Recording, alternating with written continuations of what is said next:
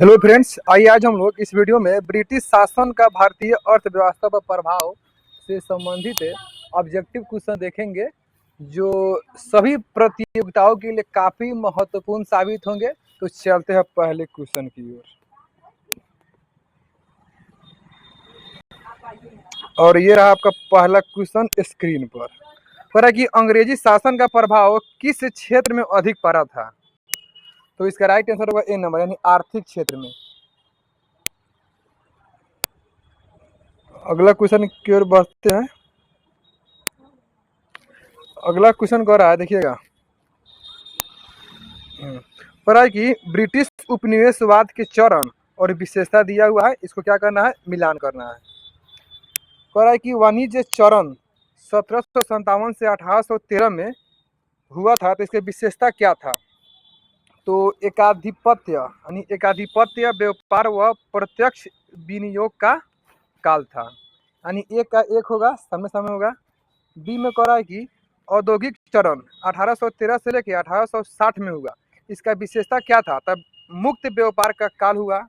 अब वित्तीय पूंजीवाद का जो है ना, अगर देखा जाए इसका पीरियड, तो 1860 से लेकर 1947 तक रहा, और इसमें ब्रिटिश पूंजी निवेश का काल इसको कहा गया, यानी ऑप्शन नंबर इसका हो जाएगा ए। अगला क्वेश्चन कह रहा है कि भारत में अंग्रेज की लूट किस महत्वपूर्ण घटना के बाद शुरू हो गई थी। तो इसका राइट आंसर होगा ए नंबर, पलासी के युद्ध के पश्चात। यानी पलासी के जो युद्ध हुआ था 1757 में हुआ था, तो उसके पश्चात क्या हुआ कि भारत में है ना, तो अंग्रेज की लूट जो है ना हो गया था। क्वेश्चन नंबर 4 देखिए क्या कह रहा है। कह रहा है कि ब्रिटिश काल में भारत में निम्नलिखित में से किस भू राजस्व व्यवस्था को नहीं अपनाया गया।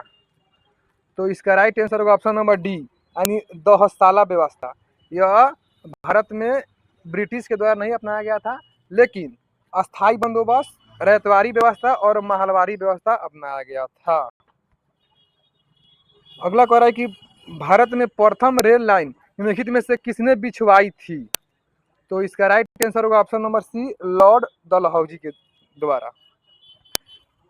क्वेश्चन नंबर 6 कह रहा है कि भारत से ब्रिटेन की ओर संपत्ति के अपवहन यानी ड्रेन ऑफ वेल्थ का सिद्धांत किसने प्रतिपादित किया। तो दादा भाई नौरोजी ने प्रतिपादित किया। यह क्वेश्चन पूछा गया है एसएससी 2001 में। अगला क्वेश्चन कह रहा है कि 1853 में लॉर्ड डलहौजी ने जो पहली टेलीग्राफी लाइन शुरू की, वह किसके बीच चली थी। तो मुंबई और थाने के बीच चला गया था, ऑप्शन नंबर ए। कह रहा है कि भारत में ब्रिटिश भू राजस्व प्रणाली का निम्नलिखित में से किसने अधिक लाभ प्राप्त किया। तो इसका राइट आंसर होगा ऑप्शन नंबर सी, जमींदार। क्वेश्चन नंबर 9 कह रहा है कि भारत में सबसे पहली सूती मिल यानी सूती वस्त्र मिल किस शहर में स्थापित किया गया था। तो ऑप्शन नंबर बी, बंबई में स्थापित किया गया था। अगला क्वेश्चन कह रहा है कि अंग्रेज द्वारा बनाई गई भू राजस्व व्यवस्था की निम्न प्रणालियों में से कौन सी कृषकों के हित को अधिक सुरक्षा प्रदान करती थी। तो इसका राइट आंसर होगा बी नंबर, मद्रास प्रांत की रैयतवाड़ी व्यवस्था। अगला क्वेश्चन कह रहा है कि किसके द्वारा बंगाल और बिहार की अस्थाई बंदोबस्त यानी इस्तमरारी बंदोबस्त, जिसको बोलते हैं परमानेंट सेटलमेंट, शुरू किया गया। तो option number D, Lord Cornwallis के द्वारा। यानी पूछेगा कि बंगाल और बिहार की अस्थाई बंदोबस्त, इसी को बोलते हैं इस्तमरारी बंदोबस्त, या इंग्लिश में बोलते हैं परमानेंट सेटलमेंट, शुरू किया गया तो लॉर्ड कॉर्नवालिस के द्वारा। ब्रिटिश सरकार ने भारत में अस्थाई बंदोबस्त कब लागू किया। तो 1793 में, यानी ऑप्शन नंबर बी। अगला क्वेश्चन कह रहा है कि रैयतवाड़ी व्यवस्था कब लागू की गई थी। तो यह किया गया था 1820 में। रैयतवाड़ी व्यवस्था लागू किया गया था 1820 में किया गया था, ठीक है। पहली बार औपचारिक रूप से महलवारी प्रथा कब लागू किया गया था, महलवारी प्रथा। तो इसका राइट आंसर होगा आपका 1822। यानी महलवारी और रैयतवाड़ी व्यवस्था कब लागू किया गया था, तो 1822 में। सॉरी, रैयतवाड़ी व्यवस्था 1820 में और महलवारी व्यवस्था 1822 में किया गया। कह रहा है कि अस्थाई बंदोबस्त जिन क्षेत्रों में लागू किए गए उनमें से कौन कौन से क्षेत्र जो है ना वह शामिल थे। तो कह रहा है कि बंगाल, बिहार, उड़ीसा, मद्रास के उत्तरी जिले और बनारस, यानी कहने का मतलब है कि सभी। अंग्रेजी शासन काल में कह रहा है कि अंग्रेजी शासन काल में भारत का कौन सा क्षेत्र अफीम उत्पादन के लिए प्रसिद्ध था। तो ऑप्शन नंबर ए बिहार। हाँ, अफीम के लिए बिहार था। यह क्वेश्चन पूछा गया है बीपीएससी 2003 में। 18वीं सदी में बंगाल में वस्त्र उद्योग के पतन के लिए उत्तरदायी कारण क्या था। यानी 18वीं सदी में जो है ना तब बंगाल में कपड़ा उद्योग जो है ना उसका पतन हो गया। इसका कारण क्या था। तो इसका कारण था कि ब्रिटेन के निर्यात करने वाले माल पर उच्च तट कर यानी ज्यादा समुद्री कर लिया जाता था, इसीलिए उसका पतन हो गया। ये समझे। पर कि नील कृषि की दुर्दशा पर लिखी गई पुस्तक नील दर्पण के लेखक कौन है। नील दर्पण के लेखक जो है दीनबंधु मित्र जी है। कौन है। दीनबंधु मित्र जी है। अगला क्वेश्चन की ओर बढ़ते हैं। अंग्रेज द्वारा सर्वप्रथम कहवा बागान लगाए गए थे। कहवा। तो अंग्रेज के द्वारा सर्वप्रथम कहवा के बागवान कहाँ लगाए गए थे। तो यह लगाया गया था वायनाड जनपद में। वायनाड कहाँ पड़ता है। वायनाड केरल में पड़ता है। वहीं पर जो है ना कहवा का बागान लगाया गया था सर्वप्रथम किसके द्वारा। अंग्रेज के द्वारा। कॉफी के उसी को बोलते हैं। यह क्वेश्चन पूछा गया यूपीपीसी 2004 में। कह रहा कि अंग्रेजी शासन के दौरान भारत के आर्थिक दोहन के विचार का प्रतिपादन किसने किया। तो इसका राइट आंसर होगा ए नंबर दादा भाई नौरोजी। दादा भाई नौरोजी। भारत में अंग्रेज के समय प्रथम जनगणना किसके कार्यकाल में हुआ। तो इसका राइट आंसर होगा आपका देखिएगा लॉर्ड मेयो। कह रहा है कि यानी भारत में अंग्रेज के समय जो है ना प्रथम जनगणना जो है वह किसके काल में हुआ। तो लॉर्ड मेयो। अगला क्वेश्चन कह रहा है कि सर टॉमस मुनरो किस भू राजस्व बंदोबस्त से संबंधित है। Sir Thomas Munro. तो इसका राइट आंसर होगा ऑप्शन नंबर सी रैयतवाड़ी बंदोबस्त। यानी रैयतवाड़ी बंदोबस्त के कौन संबंधित थे। तो सर टॉमस मुनरो। कह रहा है कि भारत में प्रथम रेल लाइन का निर्माण 1853 में किन नगरों के बीच हुआ था। तो इसका राइट आंसर होगा आपका नंबर बंबई से थाने के बीच लॉर्ड डलहौजी के शासनकाल में कराया गया था। कह रहा कि स्वतंत्रता पूर्व अवधि में ब्रिटिश सरकार द्वारा भारत में आधुनिक शिक्षा के प्रसार का मुख्य उद्देश्य क्या था। तो इसका मुख्य उद्देश्य था छोटे प्रशासनिक पदों पर नियुक्ति हेतु शिक्षित भारतीयों की आवश्यकता। कह रहा है कि अस्थाई बंदोबस्त के तहत जो है ना जमींदार को पूरे लगान भू राजस्व का कितना प्रतिशत राज्य को देना तय किया गया। तो ऑप्शन नंबर ए 89%। बताइए। कह रहा है कि अस्थाई बंदोबस्त के तहत जो है ना तो जमींदार को पूरे लगान भू राजस्व का कितना प्रतिशत राज्य को देना तय किया गया था। तो ऑप्शन नंबर ए यानी 89%। किस में। तो अस्थाई बंदोबस्त में। रैयतवाड़ी व्यवस्था जिन क्षेत्रों में लागू की गई उनमें से कौन कौन से शामिल है। तो देखिएगा रैयतवाड़ी व्यवस्था जो है ना तो वह मद्रास प्रेसिडेंसी में लागू किया गया, बम्बई प्रेसिडेंसी में, पूर्वी बंगाल में, असम में और कुर्ग में। यानी सभी इसमें का सही है। अगला क्वेश्चन कह रहा है 27 नंबर। देखिएगा कह रहा है कि उत्तर भारत में भूमि कर व्यवस्था का प्रवर्तक जिसको बोलते हैं the father of land settlement in northern India किसे कहा जाता है। तो option number A Martin bird को। मार्टिन बर्ड को क्या कहा जाता है। तो उत्तरी भारत में भूमिकर व्यवस्था का प्रवर्तक यानी the father of land settlement in northern India कौन है। The Martin bird. अगला क्वेश्चन कह रहा है कि समस्त अंग्रेजी भारत की सर्वाधिक भूमि पर 51% भूमि पर अपनाई गई भू राजस्व व्यवस्था क्या थी। यानी 51% पर जो भू राज व्यवस्था था उसको किस व्यवस्था में रखा गया है। तो इसका राइट आंसर होगा ऑप्शन नंबर बी रैयतवाड़ी व्यवस्था में। यानी रैयतवाड़ी व्यवस्था में जो है ना 51% भूमि पर क्या किया गया राजस्व व्यवस्था अपनाया गया। भारत में उपनिवेशिक काल में हिटली आयोग 1929 का उद्देश्य क्या था।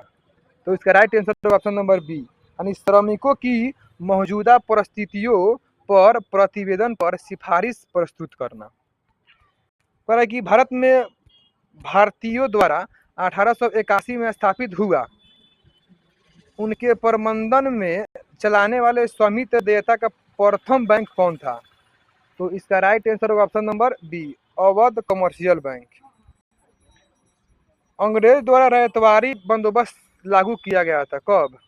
तो option number D, Madras presidency और बम्बई प्रेसिडेंसी में। भारत में उपनिवेशी शासन के संदर्भ में 1883 में पारित इल्बर्ट बिल का उद्देश्य क्या था? तो इल्बर्ट बिल का उद्देश्य जो है ना, जहां तक अदालतों की डांडिक अधिकारिता का संबंध था, भारतीय तथा यूरोपीय लोगों को बराबरी पर रोकना था। इल्बर्ट बिल का मतलब जो है ना क्या था, जो 1883 में आया था, तो उसका मतलब था कि जहां तक अदालतों की डांडिक अधिकारिता का संबंध जो था ना, तो भारतीय तथा यूरोपीय लोगों को बराबरी पर रोकना था, इसीलिए इल्बर्ट बिल लाया गया।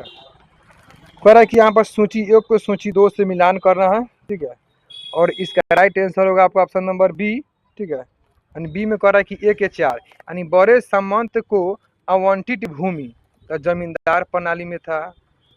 उसके बाद माल गुजारी के इजारेदारी अथवा तहसीलदारी की आवंटित भूमि, तो इसका हो जाएगा आपका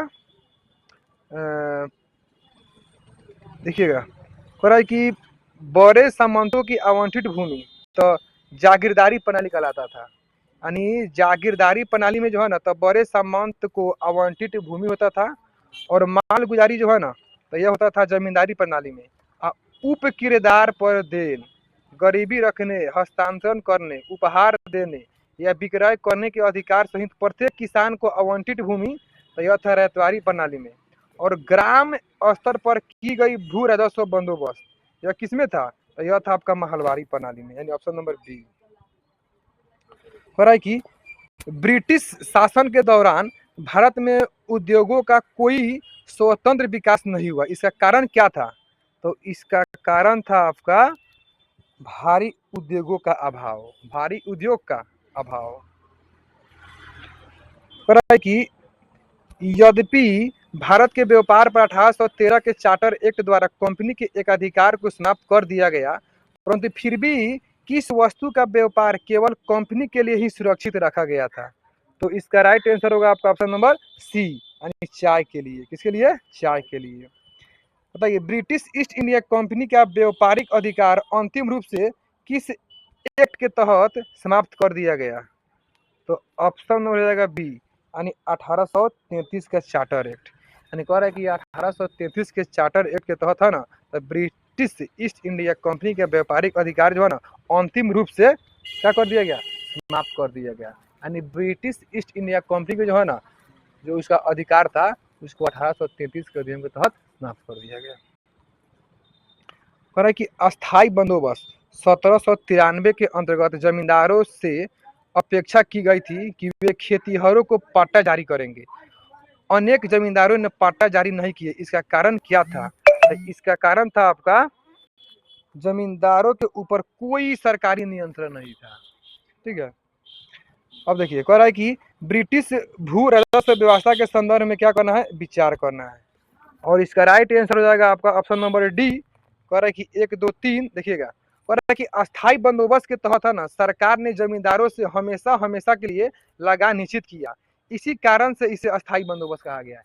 यानी अस्थायी बंदोबस्त में क्या किया कि सरकार जो है ना, जमींदारों से हमेशा के लिए लगान निश्चित कर दिया गया, इसीलिए इसे क्या कहा गया? अस्थायी बंदोबस्त, यानी परमानेंट सेटलमेंट। रैयतवारी व्यवस्था के तहत सरकार ने रैयत से लगान निश्चित किया, इसी कारण से इसे रैयतवारी व्यवस्था कहा गया। अब महलवारी व्यवस्था के तहत प्रत्येक खेती के आधार पर भू राजस्व निर्धारित नहीं किया गया, बल्कि प्रत्येक महाल यानी जागीर का एक भाग के अनुसार निश्चित किया गया, इसीलिए यह व्यवस्था महलवारी व्यवस्था कहलाया। आगे देखिए, मिलान करना है, बताना है कि अस्थायी बंदोबस्त जो है ना, कौन लाया? बताइए, अस्थायी बंदोबस्त किसके द्वारा लाया गया? तो अस्थायी बंदोबस्त आपका लाया गया कॉर्नवालिस, उसके बाद चार्ल्स ग्रांट और जॉन शोर, ये तीनों के द्वारा लाया गया, ठीक है। यानी अस्थायी बंदोबस्त जो है वो कॉर्नवालिस, चार्ल्स ग्रांट और जॉन स्टुअर्ट के द्वारा लाया गया। आरतवारी व्यवस्था किस द्वारा लाया गया? तो कैप्टन रीड, थॉमस मुनरो और एली फिस्टन। उसके बाद महलवारी व्यवस्था लाया गया हॉल्ट मैकेंजी और मार्टिन बर्ड, यानी ऑप्शन नंबर इसका ए नंबर सही है। पर कि महलवारी व्यवस्था जिन क्षेत्रों में लागू की गई उसमें कौन कौन शामिल था? तब महलवारी व्यवस्था में जो है ना शामिल किया गया क्षेत्र जो है वो आपका है गंगा घाटी, देखिएगा इसमें गंगा घाटी है, दोआब के उत्तरी पश्चिमी प्रांत यानी पश्चिम उत्तर प्रदेश, मध्य भारत के कुछ भाग और मराठों के अधिकृत प्रदेश और पंजाब यानी सभी। पर है कि बंगाल काश्तकारी अधिनियम कब लाया गया? बंगाल काश्तकारी अधिनियम कब लाया गया? यह लाया गया 1885 में। बंगाल काश्तकारी अधिनियम 1885 में। अवध लगान अधिनियम एवं मद्रास काश्तकारी विधेयक तो यह लाया गया 1886 में। दक्कन काश्तकारी अधिनियम 1800 कितना में? 1979 में। और मध्य प्रांत काश्तकारी विधेयक 1883 में लाया गया, यानी ऑप्शन नंबर ए। अगला क्वेश्चन कह रहा है कि देखिएगा, कह रहा है कि आधुनिक शिक्षा के संदर्भ में शिक्षा का माध्यम को लेकर उठे प्राच्य आंग्ल विवाद का अंत मैकाले के प्रपत्र 1835 से हुई। इसके अनुसार किस भाषा को भारत में शिक्षा का माध्यम स्वीकार किया गया? तो इसका राइट आंसर हो जाएगा आपका अंग्रेज। क्या जाएगा? अंग्रेजी। इसका राइट आंसर हो जाएगा अंग्रेजी। अंग्रेजी। अगला क्वेश्चन कह रहा है कि भारतीय शिक्षा का मैग्ना कार्टा यानी महाअधिकार पत्र कहा जाता है किसको? तो इसका राइट आंसर हो जाएगा आपका वुड के घोषणा पत्र, जिसको बोलते हैं वुड डिस्पैच। यह 1854 में आया था। इसी को हम लोग क्या कहते हैं? भारतीय शिक्षा का मैग्ना कार्टा कहते हैं। भारतीय शिक्षा का मैग्ना कार्टा कहते हैं। उसके बाद कह रहा है कि किसने 1911 में प्राथमिक शिक्षा को निःशुल्क एवं अनिवार्य बनाने वाला विधेयक इंपीरियल लेजिस्लेटिव काउंसिल में प्रस्तुत किया, जिसे प्राथमिक शिक्षा का मैग्ना कार्टा कहा गया? तो किसने पेश किया? तो यह पेश किया गोपाल कृष्ण गोखले। किसने पेश किया? गोपाल कृष्ण गोखले। शिक्षा से संबंधित आयोग समिति पहचान कीजिए, यानी बताना है कि इसमें कौन कौन सी समिति जो है ना वह शिक्षा से संबंधित है। किस संबंधित है? शिक्षा से। तो कह रहा है कि हरटोंग समिति 1929 में आया था, यह भी शिक्षा से संबंधित है। उसके बाद लिंडसे आयोग 1929 में, यह भी शिक्षा से है। उसके बाद सप्रू समिति 1934 में, यह भी सही है। और सार्जेंट योजना 1944 में, यह भी सही है। पर किस सिद्धांत कह रहा है कि किस सिद्धांत का यह अर्थ था कि शिक्षा समाज के उच्च वर्गों को दी जाए और इस वर्ग से क्षण क्षण कर शिक्षा का प्रभाव जन साधारण तक पहुंचे? यह किसका कथन है? तो यह कथन है अधोमुखी निस्यंदन सिद्धांत। इसको बोलते हैं डाउनवर्ड फिल्ट्रेशन थ्योरी। भारत में आधुनिक शिक्षा का जन्मदाता किसे कहा जाता है? यानी भारत में आधुनिक शिक्षा का जन्मदाता जो है वह चार्ल्स ग्रांट को कहा जाता है। भारत में आधुनिक शिक्षा का जन्मदाता चार्ल्स ग्रांट को कहा जाता है। ठीक है। कह रहा कि हिंदू कॉलेज कलकत्ता 1817 जो कि पाश्चात्य पद्धति पर उच्च शिक्षा देने का प्रथम कॉलेज था, जिसका धार्मिक शिक्षा से कोई संबंध नहीं था, कि स्थापना किसने किया था? तो इसका राइट आंसर होगा आपका option number A, David Hare. किसने किया था? David Hare. कह रहा कि भारतीय दस्तकारी उद्योग के पतन के कारण क्या था? भारतीय दस्तकारी उद्योग के पतन के कारण क्या था? तो अंग्रेज द्वारा भारतीय बुनकरों के तैयार माल को कम से कम मूल्य पर लेना, अंग्रेज द्वारा कच्चे माल पर नियंत्रण, इंग्लैंड में आयात की जाने वाली भारतीय वस्तु पर भारी आयात, यानी सभी सही है। तो है कि भारत में अनौद्योगिकरण, जिसको बोलते हैं डी इंडस्ट्रियलाइजेशन या प्राक औद्योगिकरण, जिसको बोलते हैं प्री इंडस्ट्रियलाइजेशन की अवधि क्या थी? तो इसका राइट आंसर होगा आपका ऑप्शन नंबर बी, यानी 1800 से लेके 1850 तक। 1800 से लेकर 1850 तक। इसके बाद बताना है आगे, कह रहा है कि भारत में आधुनिक उद्योग की स्थापना कब किया गया? तो इसका राइट आंसर हो जाएगा ऑप्शन नंबर डी, यानी 1850। 1850। तो ये रहा आपका ब्रिटिश शासन का भारतीय अर्थव्यवस्था पर प्रभाव से संबंधित ऑब्जेक्टिव क्वेश्चन जो सभी प्रतियोगिताओं में पूछे जाते हैं। तो आई होप, मैं आशा करता हूँ कि यह वीडियो आपको अच्छा लगा होगा। तो फिर मिलते हैं अगले वीडियो में। जय हिंद, जय भारत।